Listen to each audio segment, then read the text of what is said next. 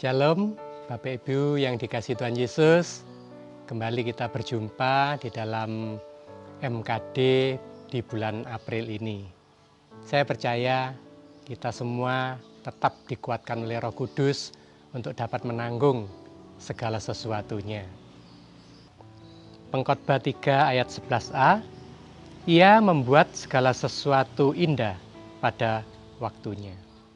Malam ini kita akan merenungkan sebuah pena.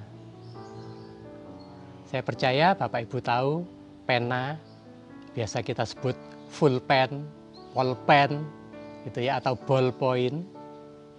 Disebut ballpoint itu memang karena ujungnya yang bulat itu, kemudian dalamnya sudah ada isinya. Yang lain adalah fountain pen. Fountain pen itu kalau Bapak Ibu ingat, yang seumuran saya atau yang lebih tua, biasanya ada merek Hero, merek Parker gitu ya, mungkin masih ingat, dan harus menggunakan tinta untuk dapat menulisnya. Fountain pen dulu selain untuk menulis indah, biasanya juga untuk menulis ijazah. Kalau Bapak Ibu ingat ijazah-ijazah kita yang dulu, itu ditulis indah dengan menggunakan fountain pen. Pena yang lain ada yang terbuat dari bulu burung yang besar.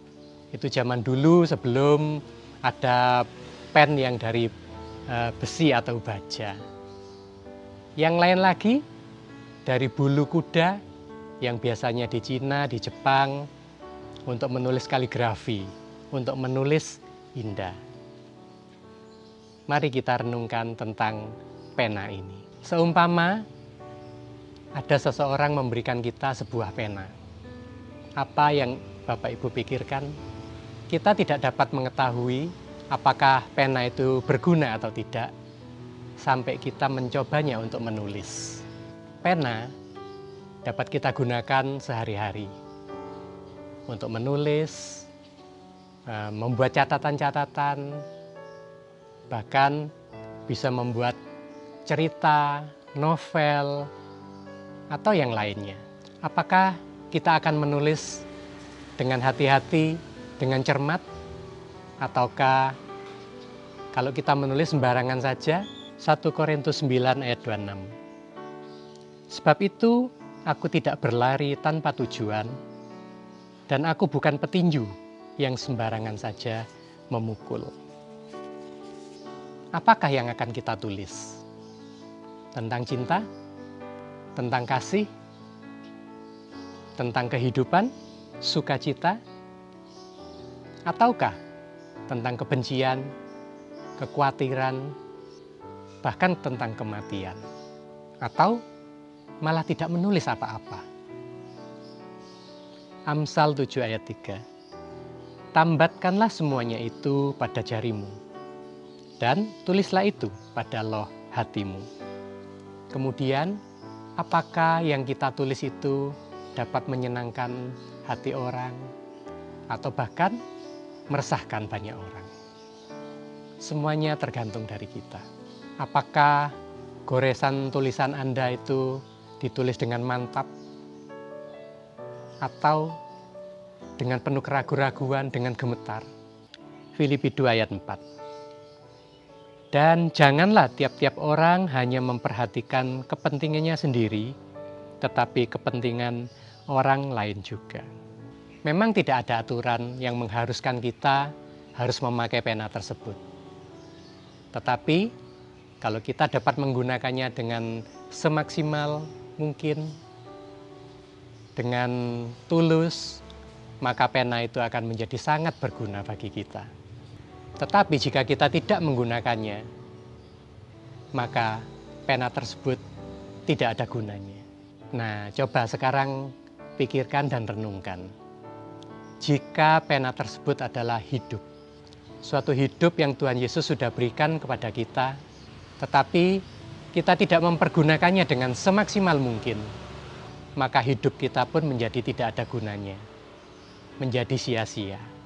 Di tengah kondisi pandemi sekarang ini, Saya percaya kita adalah manusia yang diciptakan oleh Tuhan dengan sempurna, seperti Tuhan sendiri adalah sempurna. Tentu Tuhan memberikan kita kemampuan untuk kita dapat beradaptasi menghadapi setiap kehidupan kita yang semuanya ini menjadi berubah. 2 Korintus 3 ayat 3, karena telah ternyata bahwa kamu adalah surat Kristus yang ditulis oleh pelayanan kami, ditulis bukan dengan tinta, tetapi dengan roh dari Allah yang hidup, bukan pada loh-loh batu, melainkan pada loh-loh daging, yaitu di dalam hati manusia. Maka lakukanlah firman itu dalam setiap kehidupan kita. Kita sudah banyak belajar dari setiap firman yang disampaikan. Pegang setiap firman itu, lakukan dalam setiap kehidupan kita. Saya percaya, walaupun di tengah situasi yang seperti ini, kita tetap dapat berbuah bagi kemuliaan Tuhan. Mari kita berdoa, Bapak Ibu. Bapa di surga, kami mengucap syukur. Di tengah situasi yang seperti ini, Engkau tetap memberikan kami kekuatan untuk menanggung semua ini. Kami percaya semua kekuatan yang daripada Tuhan akan memenuhi hati kami, sehingga kami dapat menghadapi segala sesuatunya dengan sukacita, dengan ucapan syukur. Terima kasih Tuhan, terima kasih. Kami sudah selesai untuk MKD malam hari ini. Biar kami pulang, biar kami kembali ke tempat kegiatan kami masing-masing dengan menerima berkat daripada Tuhan, yaitu damai sejahtera, sukacita yang melimpah oleh Roh Kudus, memenuhi hati dan pikiran kami semua. Sehingga setiap kehidupan kami, apa yang kami kerjakan, memuliakan nama Tuhan. Haleluya. Amin.